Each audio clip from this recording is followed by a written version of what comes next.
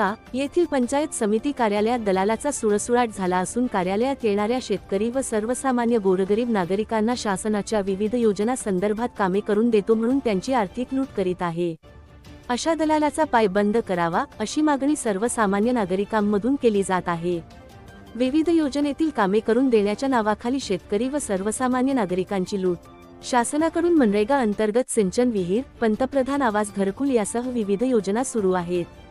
अशा विविध योजनेचा लाभ मिळवून देतो म्हणून शासनाच्या विविध योजनेतील कामे करून देण्याच्या नावाखाली शेतकरी व सर्वसामान्य नागरिकांची लूट करण्यात येत आहे।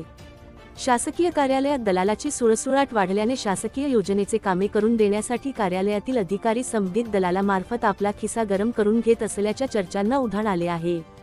अशी पंचायत समिती आवारात चर्चा ऐकावयास येत आहे।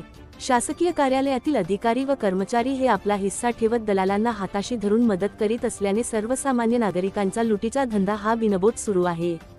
सध्या शासनाच्या विविध योजना या ऑनलाईन मिळवण्याची प्रक्रिया आहे, पण एजंट हे नागरिकांच्या अज्ञानाचा फायदा घेऊन त्यांना कागदपत्र मिळवून देण्याचे आमिष दाखवून त्यांच्याकडून पैसे उकळत आहेत। पंचायत समिती कार्यालयातील दलालांना रोखण्याची मागणी तालुक्यातील नागरिकांकडून होत आहे।